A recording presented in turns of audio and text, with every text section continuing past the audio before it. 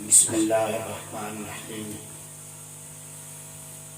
अल्हम्दुलिल्लाह अल्हम्दुलिल्लाहि वकफ़ा व सलामुन अला इबादिहिल्लज़ीना इस्तफ़ा। अम्मा बाद। वाजिबुल एहतराम बुजुर्गों और दीदी भाइयों,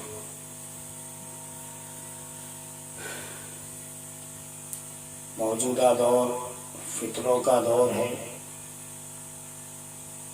अल्लाह के नबी अलैहिस्सलातु वस्सलाम ने इरशाद फरमाया, एक दौर मेरी उम्मत पर ऐसा आएगा कि फितने बारिश की तरह बरसेंगे। एक फितना खत्म नहीं होगा कि दूसरा फितना खड़ा हो जाएगा।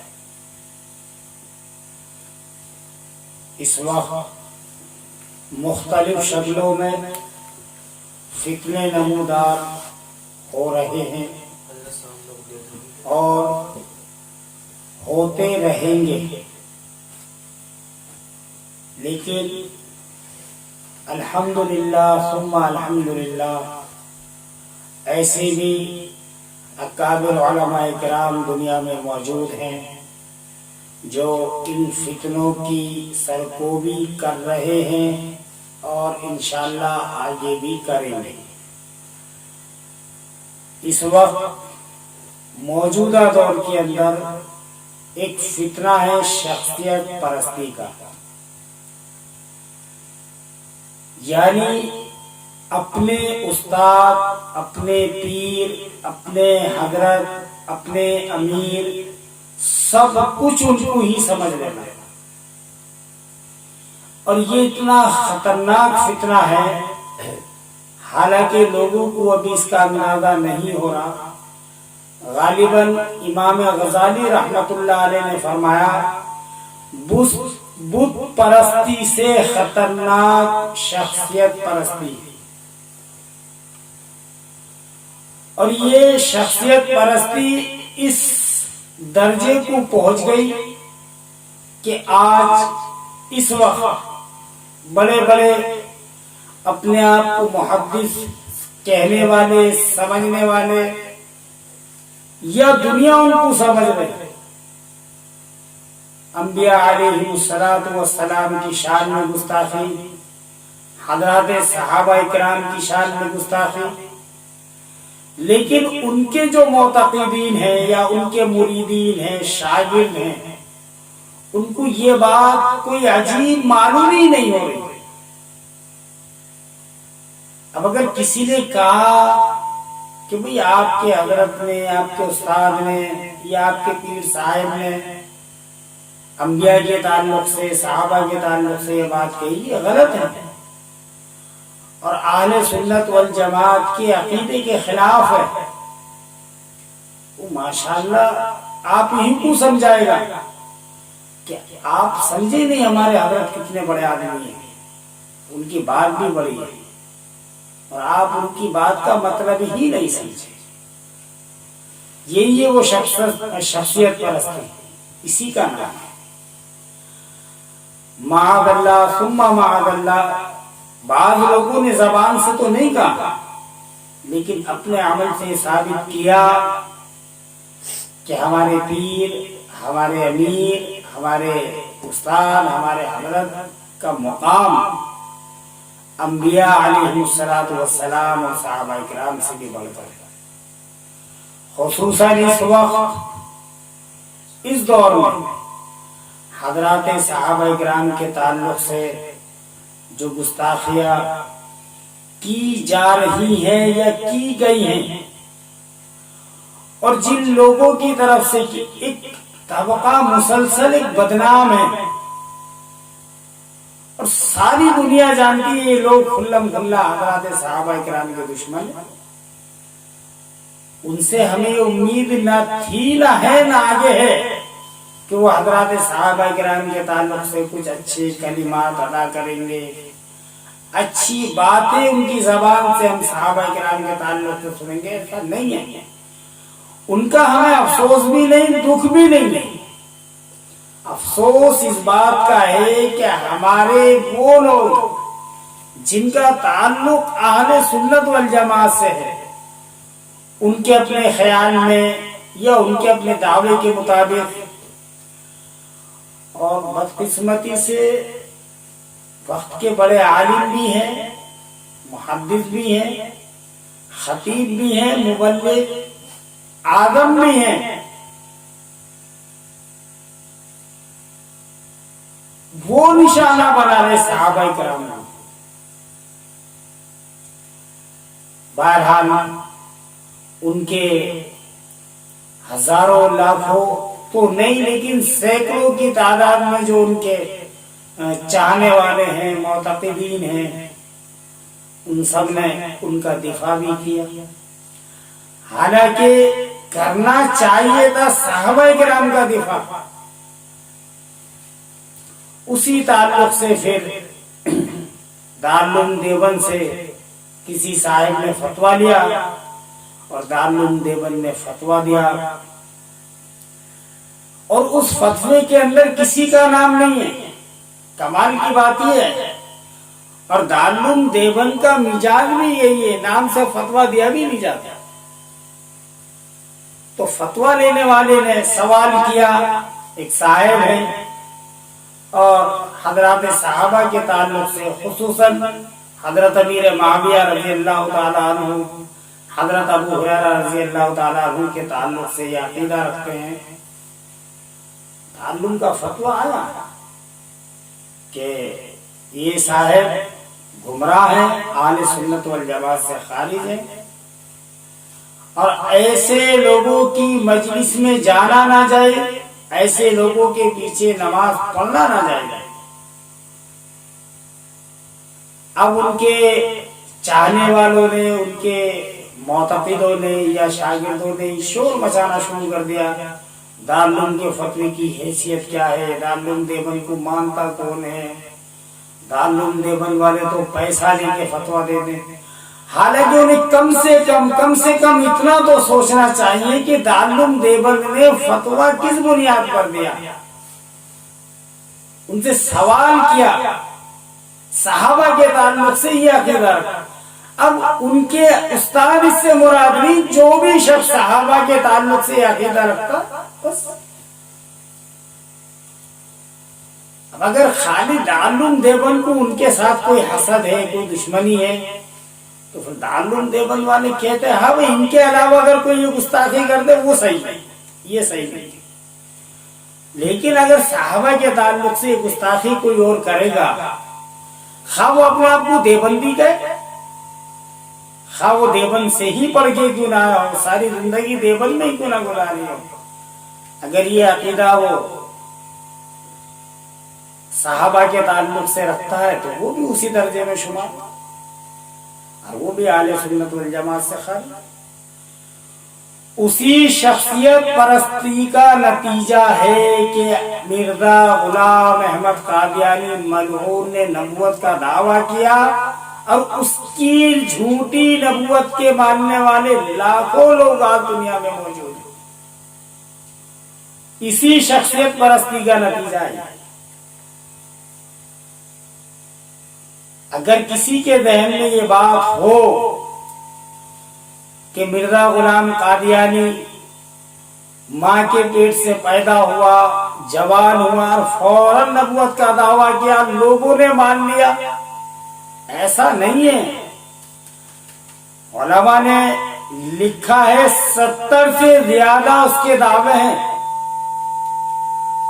और एक मजे की बात यह है कि जिसने जो दावा किया वो उस दावे पे कायम रहा, यानी एक ही दावा। मसलन फिरौन ने खुदाई का दावा किया, दावा नहीं बदला। मुस्लिमा कज़्ज़ाब ने नबूवत का दावा किया, उसी पे कायम रहा। ये बेईमान, ये कादियानी मलून, ये वो शख्स है जिसने 70 से तकरीबन दावे किए, और इसके दावे की शुरुआत मुबल्लिग इस्लाम से हुई है। फिर मुबल्लिग इस्लाम के बाद ये मुनाजिर इस्लाम बना, मुजद्दिद इस्लाम बना, फिर महदी बना, फिर ईसा बना, हत्ता के इस बेईमान ने नाउज़ बिल्लाह सुम्मा नाउज़ बिल्लाह अल्लाह की बीवी होने का भी दावा किया। अब देखो, जिस वक्त ये बेईमान झूठी नबूवत का दावा कर रहा था, उस वक्त जो तबका इसके करीब था, यानी इसके मुरीदीन मोतक़िदीन, वो सब मुस्लिम घराने से ही थे, लेकिन शख्सियत परस्ती ऐसी हावी हुई, उन सब ने इसके दावे को तस्लीम कर लिया।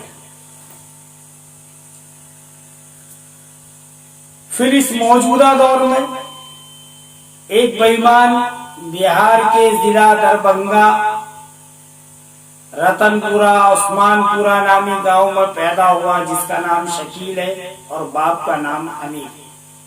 शकील बिन हनीफ, इस लानती ने दावा किया महदी और ईसा होने का। आज हजारों लोग उसको ईसा और महदी मान चुके हैं, और गालिबन जितने मानने वाले हैं वो सब मुस्लिम घरानों के बच्चे थे।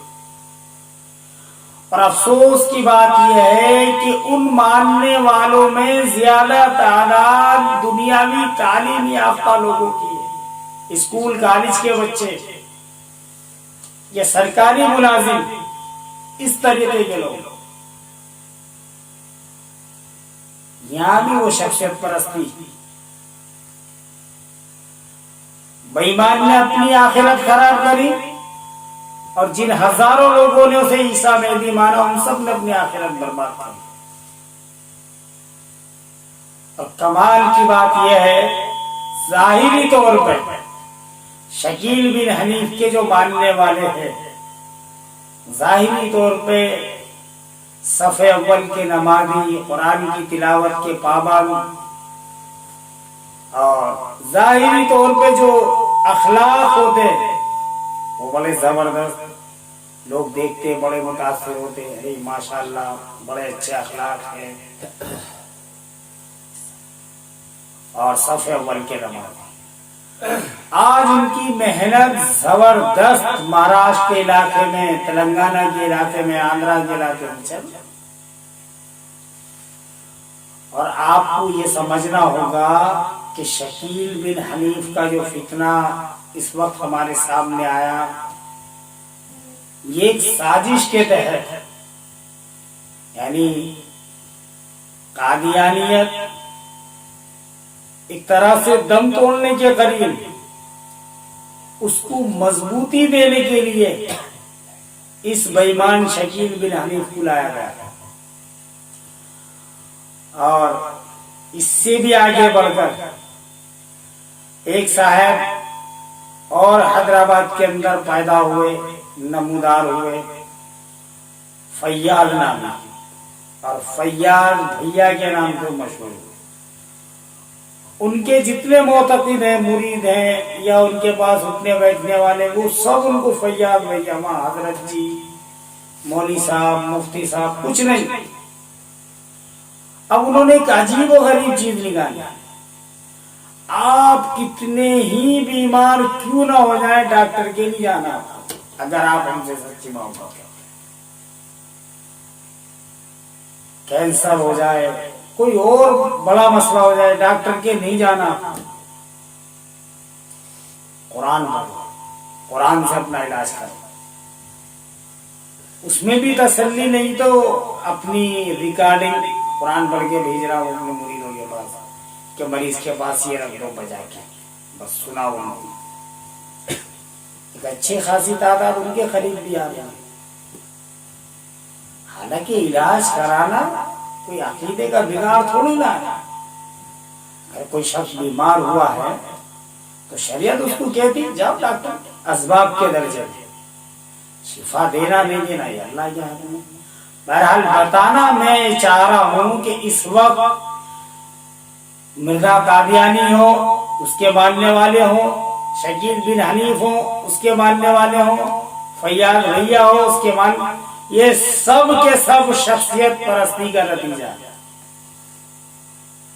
अदब एहतराम जितना जिनका करना चाहिए, यकीनन करना चाहिए, उम्र के लिहाज से, इल्म के लिहाज से वो करना चाहिए, उसमें कोई शक नहीं है। लेकिन इतनी हदों को पार ना करो, इतना आगे ना बढ़ो। इसलिए इस वक्त मैं ये कहता हूं कि शख्सियत परस्ती जो है, इससे बचो और दूसरे भाइयों के लिए भी कोशिश करो कि चीज ना लेने।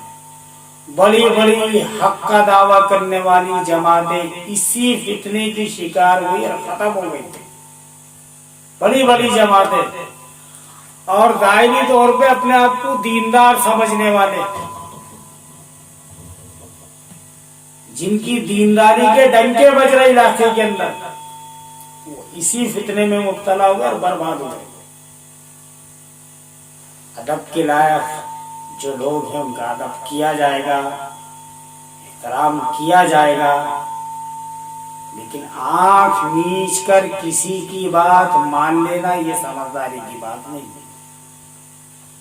और खुसूसन हजरात अंबिया अलैहिस्सलातु वस्सलाम और हजरात सहाबा के ताल्लुक से किसी की भी तरफ से गुस्ताखी हो, कोई भी हो, वक्त का इमाम ही क्यों ना हो, हरगिज हरगिज उसको बर्दाश्त नहीं किया जाएगा। सहाबा के ताल्लुक से एक सबसे बड़ी जो गलतफहमी पैदा हुई है, और खास तौर से सहाबा के दुश्मनों ने जो मुसलमानों के सामने एक मतलब सहाबा की बुराई में जो दलीलें पेश की हैं, वो तारीख को लेकर कि देखो तारीख में आता फला साहबी ने ये किया, फला साहबी ने ऐसा किया, फला साहबी ने फला के मुकाबले पे आ गए। बस आज एक बात अपने जहन में बिठा लो, सहाबाए किराम तारीखी शख्सियत नहीं है, कुरानी शख्सियत है। हम उस तारीख को तो मान लेंगे जो कुरान से और हदीस से मेल खाती है। अगर तारीख कुरान के खिलाफ है, हदीस के खिलाफ, अंबिया के ताल्लुक से और सहाबा के ताल्लुक, तो फिर हम ऐसी तारीख को मानने वाले नहीं। बल्कि यहूदियों ने हजरात अंबिया अलैहिस्सलातु वस्सलाम के ताल्लुक से ऐसी मन गलत रिवायातें बनाई, मन गलत, जो इसराइली रिवायात के नाम से मशहूर है। अंबिया अलैहिस्सलातु वस्सलाम की शान में गुस्ताखी, और एक हमारे मुबल्लिग आज़म, दुनिया समझती, उलमा का कहना यह है कि वो अपने बयान में इसराइली रिवायात ही ज्यादा बयान करते हैं। और वो इतने बड़े मुबल्लिग आज़म है कि दुनिया में सबसे ज्यादा उनको सुना जाता है, यूट्यूब पे, फेसबुक पे, सबसे ज्यादा। और इसराइली रिवायात ही वो ज्यादा बयान करते हैं। मिजाज बन गया लोगों का, शख्सियत परस्त। ऐसा हजरत यूसुफ अलैहिस्सलाम के ताल्लुक से भी कुछ नादेबा अल्फाज उन्होंने कहे, हालांकि सुना, बाद में उन्होंने माफी भी मांगी, लेकिन उसके अलावा हजरात सहाबा किराम के दुश्मनों को अपना भाई कहना, अपना दोस्त समझना, उनका अदब एहतराम करना, ही कहां की समझदार है। सहाबा का दुश्मन और सहाबा के चाहने वालों का दोस्त हो सकता? हरगिज़ नहीं हो सकता, हरगिज़ नहीं हो सकता। इसलिए हम अपना जहन तब्दील करेंगे और हम सोचें बैठ के, शख्सियत परस्ती से बचना है। जो जिस लायक होगा उस हिसाब से उसका अदब एहतराम करेंगे। आज अगर हम किसी की इज्जत कर रहे इल्म की वजह से, लेकिन उसने उसी इल्म का अगर गलत इस्तेमाल किया तो इंशाअल्लाह हम जलील भी करना जानते हैं, हम जलील करना भी जानते हैं। कोई कितनी बड़ी हस्ती हो, अंबिया से और सहाबा से बढ़ के नहीं, कितनी बड़ी हस्ती हो, उलमा हमारे सर के ताज हैं, जो उलमाए हक हैं। आज है कल क्या होगा। वो जो हमारे शहर लखनऊ के एक बड़े मुहद्दिस हैं, मुफस्सिर हैं, और जितने अलकाबात दुनिया में वो सब कम है उनके लिए, माशाअल्लाह। अभी 1-2 साल पहले तक वो भी आने हक में शुमार होते, और उनके ख्याल में तो आज भी, और उनके चाहने वालों के ख्याल में तो उनके अलावा कोई है ही नहीं आने हक। कमाल की बात ये, हजरत अबू हुरैरा रज़ी अल्लाह ताला अन्हु को बुरा कहना, खाइन कहना, अमीर माविया को जालिम कहना, वो फिर भी सबसे ज्यादा है। आहले सुन्नत वल जमात का ये मुत्तफिक अकीदा है कि सहाबा इकराम सारे के सारे सच्चे हैं, आदिल हैं। एक गलत फहमी और दूर कर देना चाह रहा हूं, सिर्फ आज एक बात ये समझना, बाद लोग आपको इस अंदाज में सुनाएंगे कि भाई देखो बाद सहाबा इकराम मुर्तद हो गए, बाद सहाबा इकराम काफिर भी हुए। बल्कि मैं एक मजे की बात बताऊं, बल्कि मजे की नहीं अफसोस की। एक अमीर साहब बयान कर रहे हैं, माशाअल्लाह, वाकई उन्होंने सही बयान करा, इसमें कोई शक नहीं। वाकया ये है, अल्लाह के नबी अलैहिस्सलातु वस्सलाम एक मर्तबा सफर में थे, हज़रात सहाबा किराम का लश्कर भी साथ था। एक जगह आपने क़याम फरमाया, और जब वहां से रवानगी का ऐलान हुआ तो एक सहाबी जरूरत को गए। ये वाकया सुनाया जा रहा है, जरूरत को गए तो अल्लाह के नबी अलैहिस्सलातु वस्सलाम को बताया गया कि हमारे एक साथी जरूरत को गए हैं। तो हुजूर ने पूरे काफिले को हुक्म दिया कि रुको, जब तक वो साथी नहीं आते ठहरो। खैर थोड़ी देर के बाद वो आए तो चंद सहाबा ने, वो बताने वाले सुना रहे थे, चंद सहाबा ने, क्योंकि ये तो सहाबा है ना सब, वो उनके साथ जो लश्कर में, उनको हिकारत की निगाह से देखा, कुछ इस अंदाज में, ओ ये है वो साहब जिनकी वजह से पूरा काफिला रोक गया, इस अंदाज में। तो साथ ही ये फरमा रहे थे, वो जितने लोगों ने उन्हें हिकारत की निगाह से देखा था वो सब के सब मुर्तद होके मरे भाई। हमें इससे मतलब नहीं है, हम सिर्फ ये कह रहे, या तो नासमझी में उन्होंने ये अल्फाज इस्तेमाल किया। मुसलमानों को एक सीधा सा मतलब नहीं पता। अगर कोई सवाल करे सहाबी किसको कहते हैं, जिसने ईमान की हालत में अल्लाह के नबी अलैहिस्सलातु वस्सलाम को बनफ्से नफीस देखा और फिर ईमान की हालत में ही इंतकाल किया। जो ईमान से फिर गया उसे सहाबी कहा जाए? ऐसे बहुत लोग अल्लाह के नबी अलैहिस्सलातु वस्सलाम के सामने ईमान लाए और हुजूर की वफात के बाद ईमान से फिरे, लेकिन उन्हें सहाबा नहीं कहा जाता। एक ये गलत फहमी और ये अल्फाज ना समझी में निकलते हैं।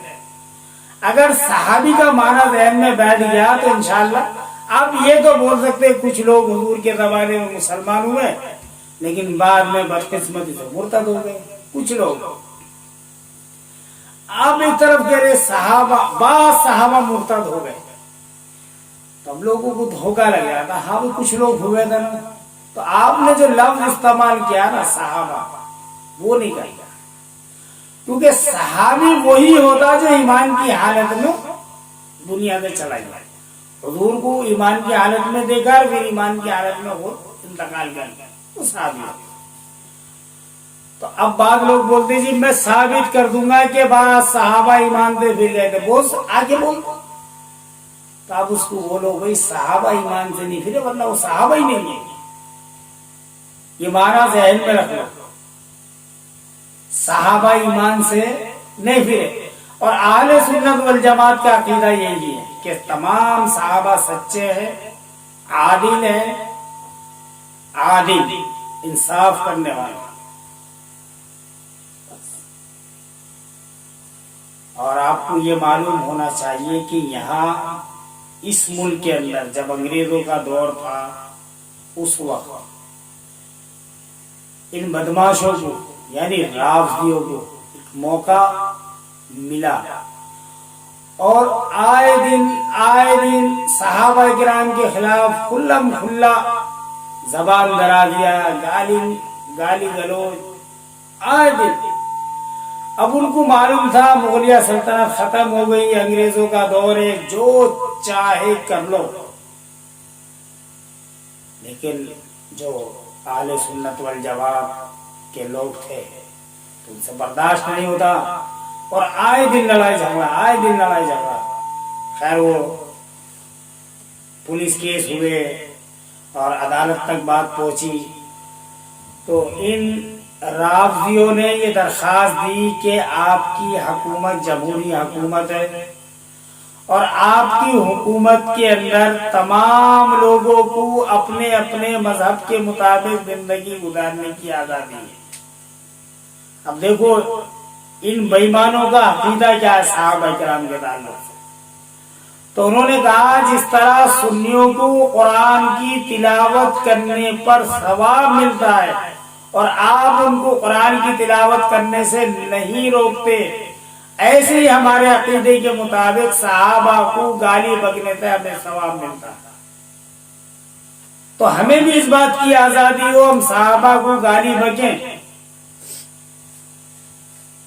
खैर वो दरखास्त कबूल कर ली गई और फिर अहले सुन्नत वल जमात के उलमा को भी मौका दिया गया। तो अहले सुन्नत वल जमात की तरफ से नुमाइंदे की हैसियत से हजरत मौलाना अताउल्लाह शाह बुखारी रहमतुल्लाह अलैह कोर्ट में हाजिर हुए और उन्होंने फिर कहा उस दरखास्त को सुनने के बाद और पढ़ने के बाद कि मोहतरम जज, ठीक है अगर उनके नजदीक सहाबा को बुरा भला कहना ये इबादत है तो आप उन्हें इजाजत दें इस बात की कि वो अपनी इस इबादत को करें, लेकिन फिर हमारे अकाबरीन के फतावा जात भी आप पढ़ लें जिसके मुताबिक सहाबा इकराम की शान में गुस्ताखी करने वाले को कत्ल करने पर सवाब मिलता है। तो ये अपनी इबादत करें, अपना सवाब कमाओ और हमें भी अपनी इबादत करने का मौका दिया जाए, हम अपना सवाब कमाओ। अब उसने जज ने फिर उन राफजियों से पूछा कि भाई अगर आपको इजाजत दी तो फिर इनको भी देनी पड़ेगी। उन्होंने कहा नहीं बस हम ऐसे ठीक है भाई, हमारी दरखास्त हमें वापस दे। तो ये मजलिसों के अंदर और अपने इमाम बाड़ों के अंदर बैठ के सहाबा की शान में गुस्ताखी करते हैं। और आज इस दौर के अंदर तो माशाअल्लाह सोशल मीडिया की मेहरबानी और बरकत से अब ये लोग खुल्लम खुल्ला घर घर में ये बातें पहुंच रही हैं, सहाबा की शान में खुल्लम खुल्ला गुस्ताखी हो रही हैं। और हमारे भी कुछ ऐसे नादान और ना समझ किस्म के लोग उनकी हाँ में हाँ मिला रहे, जाने अनजाने में उनके लिए रास्ता हमवार कर रहे। और फिर मैं वही बात कह रहा हूँ, ये सब का सब शख्सियत परस्ती का नतीजा है। इसलिए हम ये कोशिश करें कि हम इस शख्सियत परस्ती से बचें और अल्लाह से दुआ भी करें कि अल्लाह हमारी भी, हमारी नस्लों की भी और हमारे दोस्त अहबाब की सब की शख्सियत परस्ती से हिफाजत फरमाए। व आखिर दावाना अनिल हम्दुलिल्लाहि रब्बिल आलमीन।